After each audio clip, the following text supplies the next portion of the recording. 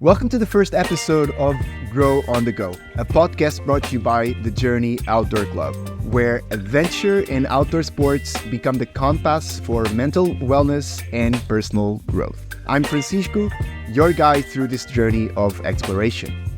In this podcast, we dive into the untold stories of adventurers and athletes whose connection to nature has become a powerful tool for personal transformation. Today, we kick off with an extraordinary guest, the co-founder of the Journey Outdoor Club, Tommaso Meneghin, an Italian ultra-runner and enthusiast for running, outdoor sports, mental health, and photography. Join us as we listen to stories of resilience, self-discovery, and the profound impact that nature and adventure have on shaping the individuals we become. This is Grow on the Go, because growth doesn't wait. It happens on the move. We really hope that you enjoy this conversation. Prepare your backpack and let's go. Tommaso, for the ones that are listening to us, can you just tell us a little bit about yourself? Obviously, we know already that you are from Italy, that you would love to run with Courtney Dauwalter, and that you talk a lot with your hands. But tell us a little bit more about yourself in this case, and if possible, just go a little bit beyond my name is this, I have this age. Let's be vulnerable. Ciao, Francisco. Hi, everyone. Thanks for having me. Where I can start. I'm from Italy. I'm super vulnerable, actually. And I'm started to be vulnerable in the last 3 years and open my heart to life and others like Francisco. And I think that outdoor sport helped me on that, especially running, ultra running and trail running in the last few years. But I think in general, outdoor sport like climbing in my Dolomites and ski touring in Dolomites helped me to be more vulnerable, because be out there. It's a great occasion. I don't know what you think about, but to listen our body, to listen our mind, and to be more in contact with that aspect. I don't know what you think. Before going that, actually this morning I was listening to an audiobook, The Outliers from Malcolm Gladwell, and like the book talks about the reasons why people have a higher probability of becoming an outlier, to have a higher probability of becoming successful. And one of the reasons is like your geographic location. So knowing that you live in the north of Italy, like 1 hour from the Dolomites, is it 1 hour, right? Yeah, 1 hour and a half. Yeah, 1 hour and a half. Would you say that the fact that you live in the northern part of Italy helped you to get or to fall in love with the outdoors, adventure, the outdoor sports? Oh wow, it's a great question, because I remember when I was child, my parents brought me to mountains, to Dolomites, to quick hike, or in general to spend time out there. But I think that everyone have their own space. I don't know to say that. For example, I really understand this last year, 2023, during 2023, that the seaside, the ocean, and you don't need the mountains. You probably need just nature. So probably living 1 hour enough far from Dolomites helped me to understand this aspect, and to know better me but I think that anyone's just have their own space. Just what living in Portugal. How is it that aspect for you? Honestly, I totally agree with you, because there are people that like comparing. So if we compare beach to the mountains, people like more the beach. Then there's the group of people that love mountains. But in general, I would say that whether you love the beach or the mountains, it's I would say that it's more a question of loving nature and to spend time in nature, outdoors. Myself, I would say that, and again, my love for the mountains, my love for nature, my love for the outdoors, it's also a result of like a routine that was that came from my parents. Like I've spent, I would say, 20 years or 21 years in a row spending my summer holidays exactly on the same place, Wow. which luckily for me was the mountains. And and also for me, like like my favorite place in Portugal, it's like 1 hour and a half from where I live in Coimbra. But yeah, like my love for the mountains came because of my parents, and I'm super grateful for that. And one good thing is that every time I go there, I feel that it's like the first time. Oh wow. Even if I visit exactly the same place, what I feel is like, oh my God, like I really love this place. Um, can let's first things first. Like, can you Yeah, sorry, I have one just add go ahead? Go ahead.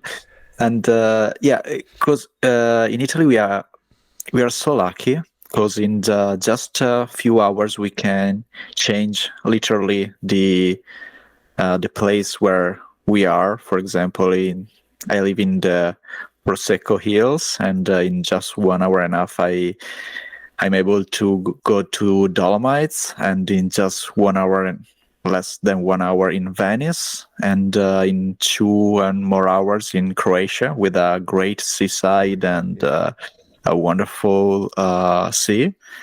So for that, I feel very lucky, and I think that my area is very great to fall in love with nature, because we, in general, Italy is very different from south to north. We have a lot different landscape, culture. So yeah, and I remember when I was in the US, and I drove for hours and hours and hours, and nothing changed around me. So yeah, I feel very lucky to be here.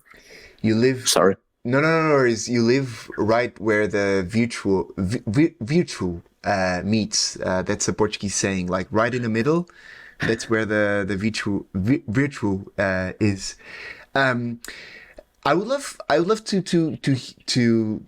to hear from you, like where it all began.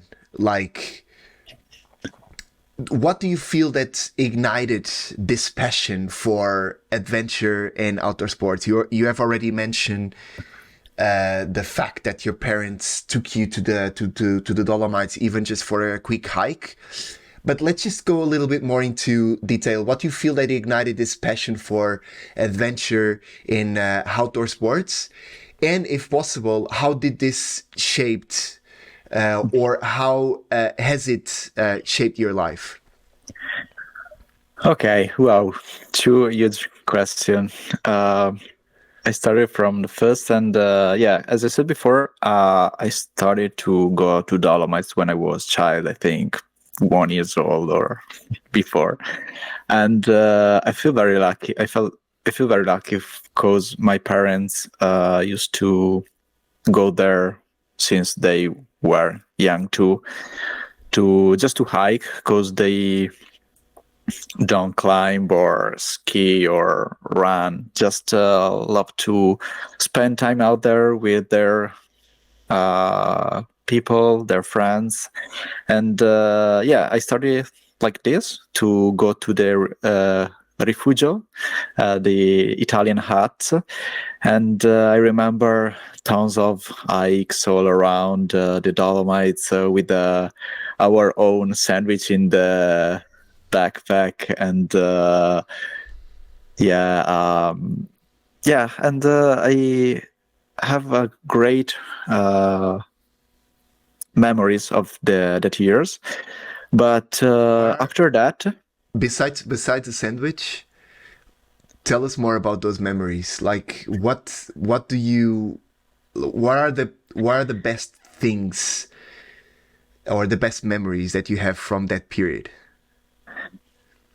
yeah, it's just not just hiking in Dolomites, but just arrived at the Rifugio and put down our blank and stay there 1 hour, 1 hour and a half, and talk each other, play with games, and stay with my friends. I mean, it's very simple, but at the same time, it's very meaningful. It was very meaningful for me. But it was like probably since when I was 1 or 2 years old to, I don't know, 10, 12. And after that period, I stopped to go to mountains for a few years during my adolescence. Oh, is it right in English? Yeah. No, I don't remember that. When you are 14, 16, what is the name of this part of your life? Well, it's not adulthood. Yes. Is it adult? No. It's like before you becoming an adult, right? So before you turn 18 years old, right? Yeah, adolescence. Yeah. Adolescence. Yeah, Yeah, is it right? It's right. And I stopped to go to the mountains in general in that moment. I remember I was in high school, and during the summer I had a work. But when I was 18 or 19, I started again to go to the mountains with a friend of a few friends of mine, and to go a sort of adventure. So great hike, 8 10 hours hike around Dolomites. So yeah, I found again this passion for mountains and nature. And after a few years, I started climbing, just because a friend of mine invited me in the gym, and I discover a new word. I don't know how to say that. So based on what you're saying, like you started to hike, then you stopped to go to the mountains during your adolescence, and then you just you returned to the mountains, you hiked again, then you discovered your passion for climbing. Now you are an ultra runner, but also someone that loves photography, right? Because like one of the photos or some of the photos that we have shared in some of our posts at the Journey Endurance, the Journey Outdoor Club, were also so you were the artist behind the lens. Taking into account that you are 33, 32. 32, how based on those memories or looking back to those memories, taking into account the adventures that you start to have with your friends, then you started to climb, then you started to running, how this journey has shaped your life, you know, like these memories, the adventures you had, like the friends and the time you spent with your friends, the climbing adventures, the ultra running adventures. How do you feel that this shaped your life? I think every single activity that I do in general, outdoor in Dolomites, help me to understand one aspect of me. And for example, hiking helped me to be more patient.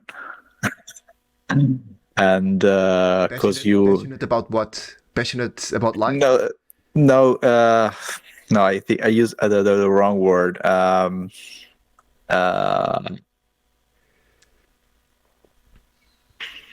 Just go with the English word. Patient.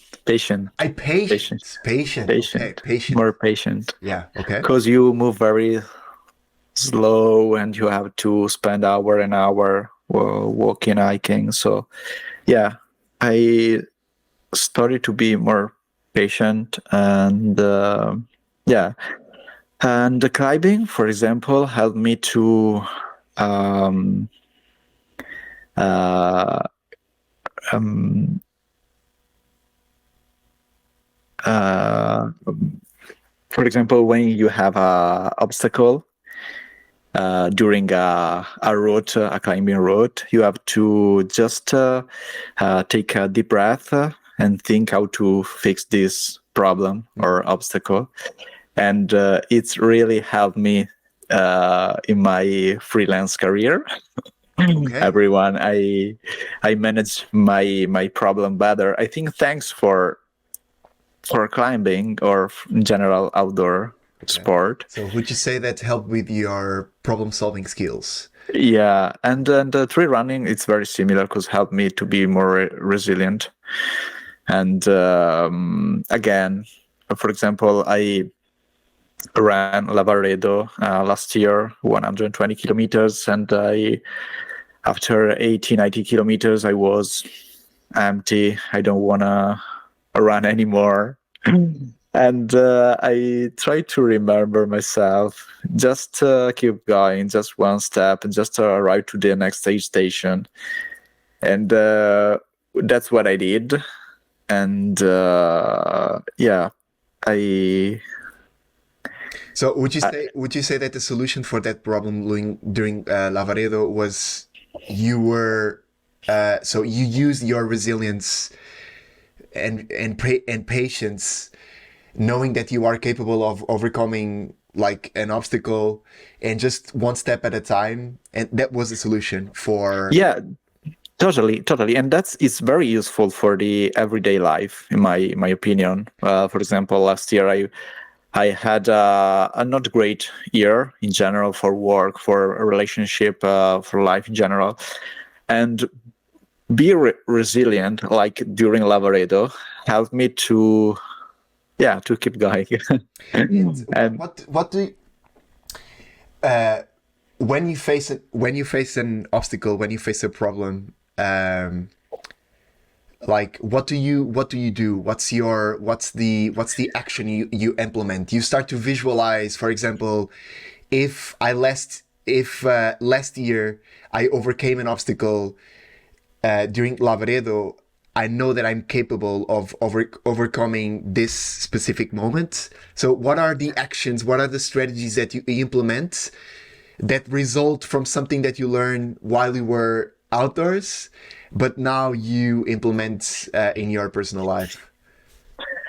I mean, as you mentioned, Lavaredo, for example, if you are able to run for 120 kilometers, probably you are able to face your next problem. So money or relationship or whatever, you can do it. You have just to remember this, and if you are in front of a problem, probably most of the times is not a huge problem. So just I remember to slow down, to take a breath, and find a way to solve it, and avoiding panic or avoid anxious, just to be in the present. I don't know if I answering your question or the question is like for example, so you did how long was the distance in Lavaredo? 160, right? No, 120. Okay, 120. At, Just 120. at just at kilometer 80, you felt like the hammer, and you started to feel like Courtney says, that you started to feel or you started to enter the pain cave, but then you were capable of overcoming that obstacle. And today you feel that, like, based on, again, the memories, the adventures, the hours that you spent training for a specific challenge, you know that you are patient. You like to go out, to go to the mountains or to spend time in nature. It's a good test, or to put in. It's a good test to put in action your problem solving skills. So patience, problem solving skills, and also resilience. And the question was, what do you do in your personal life? What are the strategies where you connect everything that you learn from the outdoors in your personal life? For example, I can imagine you visualizing. So this might be a strategy.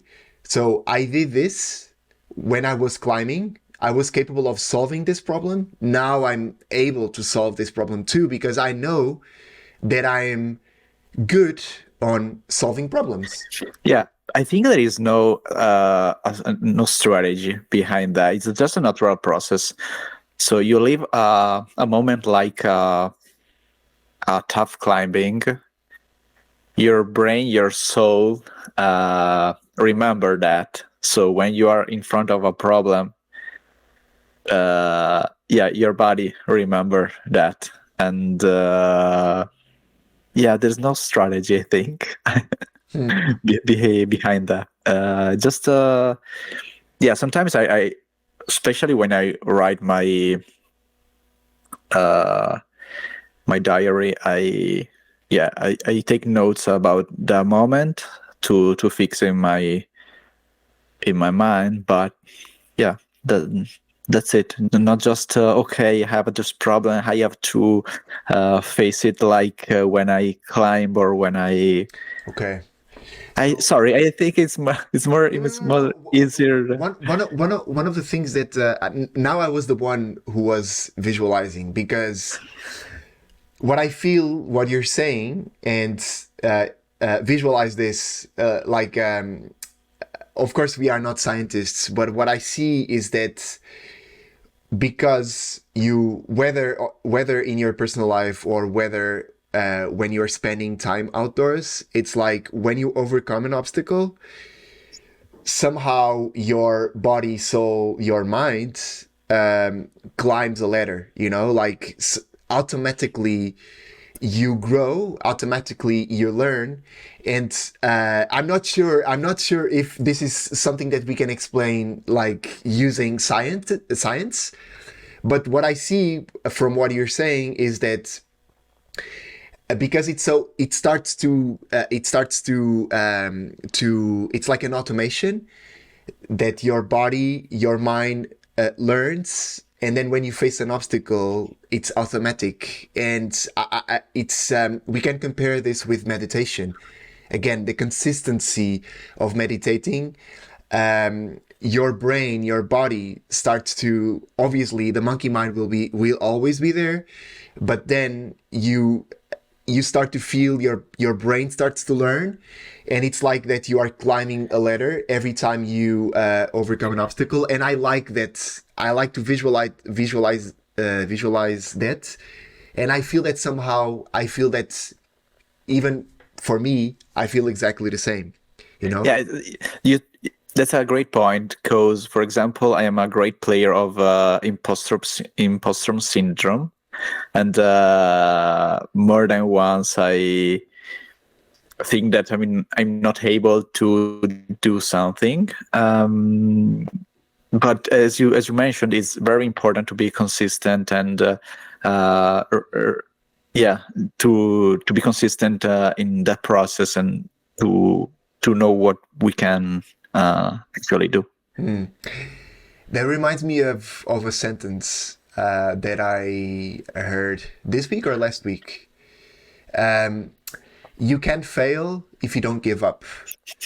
So, or if you don't give up, you won't fail, you know? Like, it's a question of timing. Again, it's a question of consistency. But I really, I can tell you that, like, I really like the way you explained how you somehow connect the outdoors with your personal life with this, like every time you overcome an obstacle, automatically your body learns, and then you climb a ladder, and you know that if you look back, you have on your backpack all the lessons that you have, and automatically your body will be more capable of facing a potential challenge. You mentioned the word moment. And you also said that you started to become more vulnerable during the last 1 or 2 years in the beginning of this conversation. Can you share a moment, a specific moment from your life where you felt vulnerable, and how your connection to outdoor sports and nature and adventure played a role in overcoming that period? Sure. For example, last year, my girlfriend and I broke up in the first part of the year, and it's a very tough moment for both, actually. And I found in outdoor sport, in particular in the moment, trail running, a way to be more in contact with me and my thoughts, and to avoid the chaos out there, to avoid social media, and yeah, in that way, outdoor sport was a medicine for me, because I spent a lot of hours in the forest out there, and with my thoughts, and it's a great medicine sometimes and sometimes not, but in general, having time for us, for our body, for our feelings. So yeah, that's for example one moment. And in general, and thank you for sharing that. In general, and knowing that some of our listeners might not be like avid adventurers, but I feel that your expertise, your knowledge, the time that you spent already outdoors can somehow inspire them. Based on all those moments, good and bad, based on the memories you have, based on adventures that you had already alone or with your friends, based on the races and the challenges, what do you think that are the benefits of somehow incorporating adventure and outdoor activities into one's life? You know, like, can you list those benefits from what you read, from what you feel, from the memories, from the challenges? Can you list some of the benefits that you feel that coming from incorporating adventure, spending time outdoors, doing outdoor activities? Okay, first of all, avoiding social media. So that's what I like about being out there, because I really love social media. I spend, unfortunately, hours and hours in front of my iPhone, because I think it's a great tool in general. But at the same time, I try to avoid, and nature give me this opportunity, and it's a great opportunity to avoid social media, because I have more time for my thoughts in general, for people I loved, for reading a book, because you can hike for a few hours, arrive at a fantastic Dolomite Rifugio, hat, and stay there, read your book, write your diary, and it's a great opportunity again. Probably, I already said tons of times, but just to be more in contact with you, with your feelings, with what you really care about it. That's the. And I'm thinking, obviously, it's a great exercise for your body, and exercising is the first thing that I try to do when I feel sad, or cause the dopamine that your body releases when you are exercising. It's great for your mood. It's great for your feeling. And instead of getting dopamine from social media, you get dopamine from nature. Totally very different dopamine. And you can see the nature, trees or animals, the colors. There are many aspects that I love and help me to feel better in the nature. I'm trying to find more specific topic to share with you. I have a question, but we will continue with the recording. I need to stop for 1 minute because my battery is going out. But the record will continue. Just give me a minute. No worries.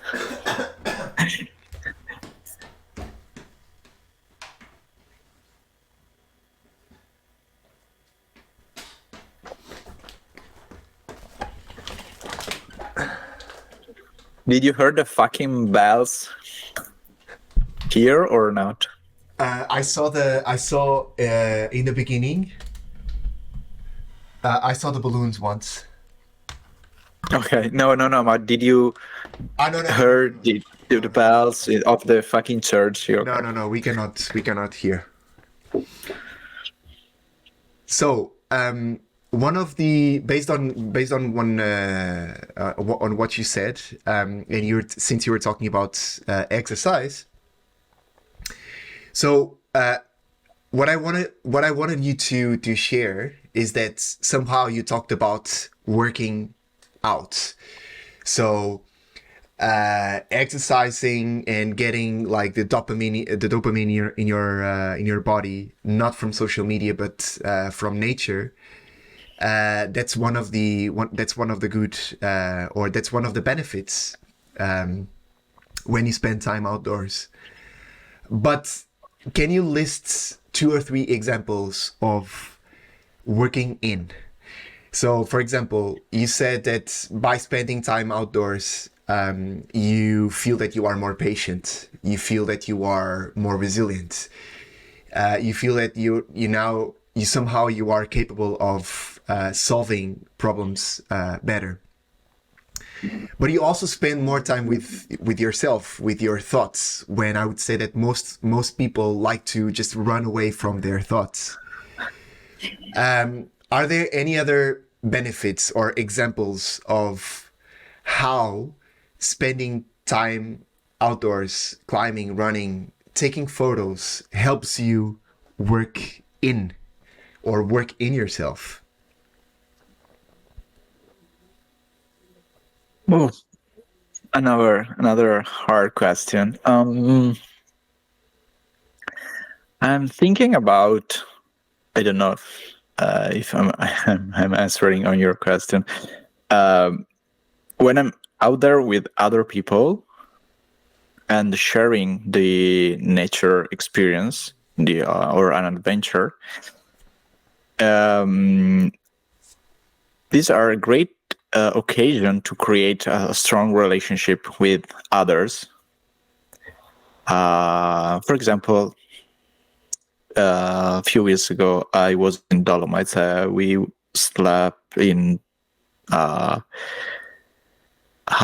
refugio in Dolomites at 2,000 meter with two of my friends, and we shared a great adventure, and sharing with kind of experience.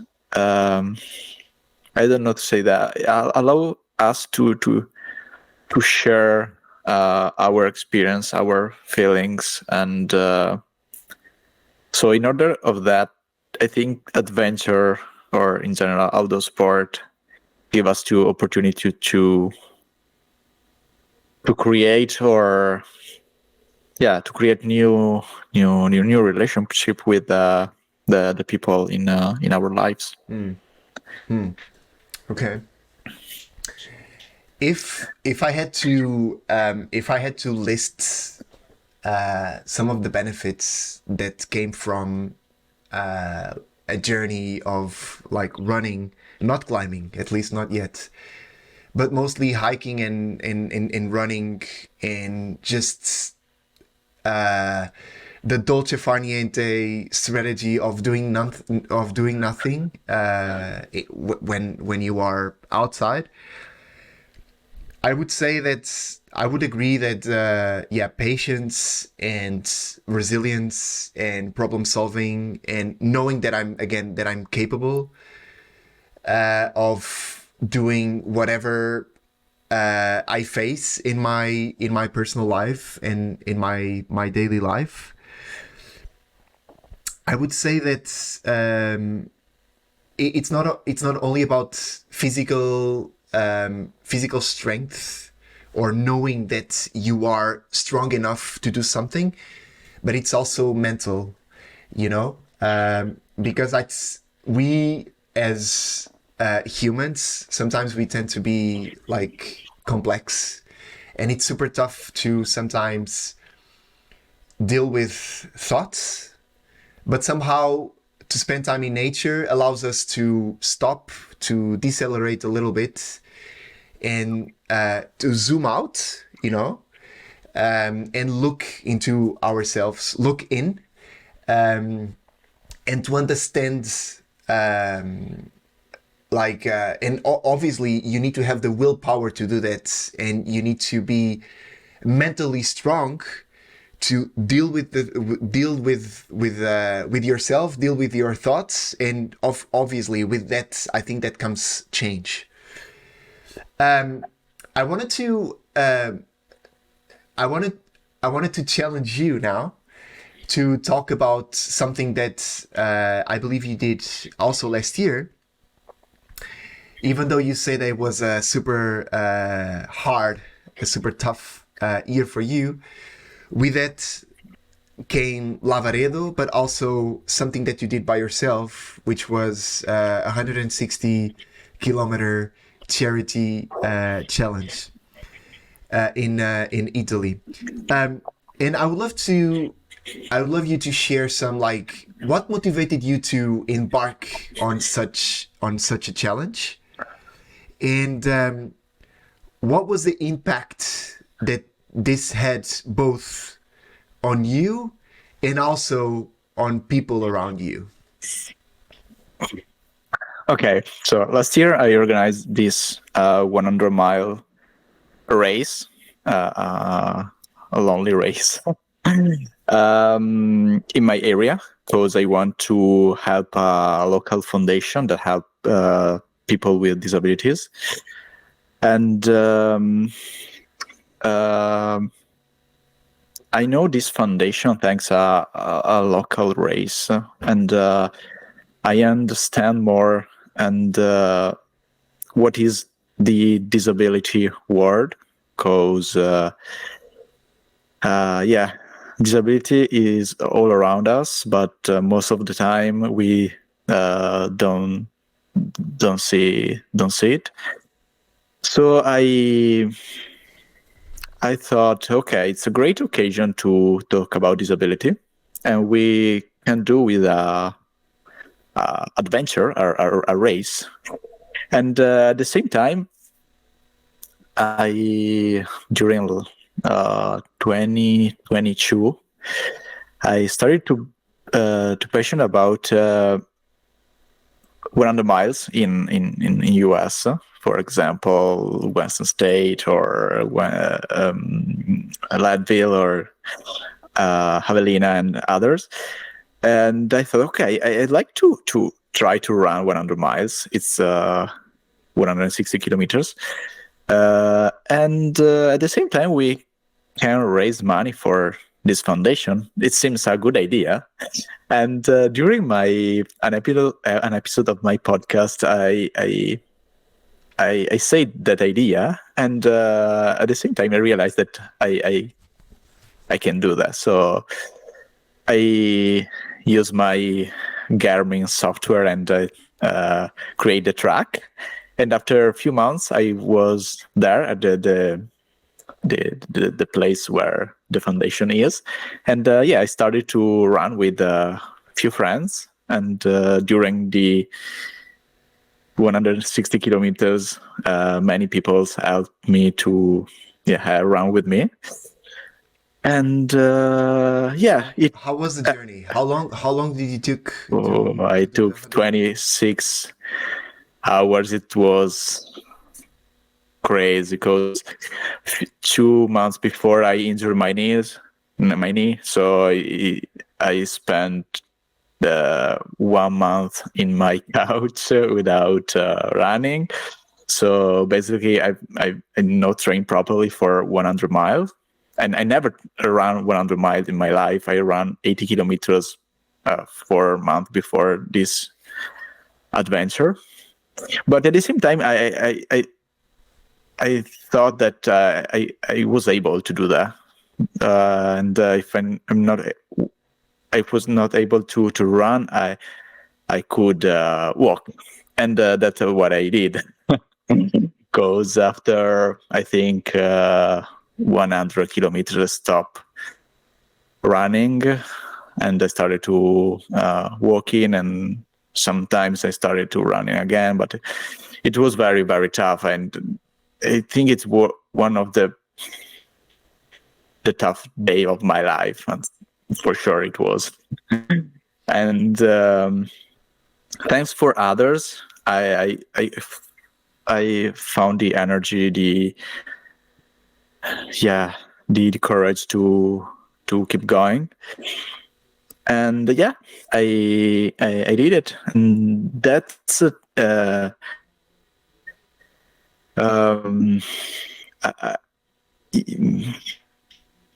I learned a lot about from that experience. For example, that we can do whatever we want, basically, and the other people seeing me do this 100 miles race understand that they can start running. And I received tons of messages from others that was inspiring me from what I did, and we raised something like 7,000 euros for this foundation. Congratulations. And thanks. We help the foundation to give to the men and women that live there to do, for example, sport, like, I don't know, basketball, yoga, or Nordic walking. And so I'm really proud of what we do, because I obviously run, but in general, I was able to do that thanks for not just for me, but for my friends, my ex-girlfriend, and my parents, and so yeah. That leads me to one last question that I would like to ask you. You said that you got many messages from friends and from people on social media. That's number one. Number two is, I know that you have a podcast that talks about mental health, a super informal conversation with Matteo. I know that on social media you are also sharing content related to, again, mental health, inspiration that comes from nature, outdoors. Somehow you are an artist not only by the things that you share, not only on podcasts but also on social media. You are also an artist because of the photos that you take that are personally I found them, or I find them, very, very inspirational. And the last question that I would like to ask you is like, not only on social media, but let's focus on people that we have around us, people that are truly part of our lives. But knowing that on social media, the we can easily raise awareness and we can just share our words easily. What's the what's a legacy that you hope to leave as someone who likes to put himself to the tests, who likes to spend time in nature, who likes to learn by spending time in nature alone or with friends, but then you are super good on like video editing, on your like on YouTube channel, on your podcasts. So in the end, knowing that you are an advocate for this intersection between mental wellness and adventure plus outdoor sports, what's the legacy that you hope to leave to others? Yeah, the message that I want to leave is that it's very simple. You can do what you think you can do in general, and I'm trying to do with sport, with running, with climbing, and for example, during the last few weeks, I started to wake up at 5:30 in the morning and go out with 0 degrees and run. And I posting every morning my routine because it's super useful for me to keep this daily routine. But I understand that how is important for others.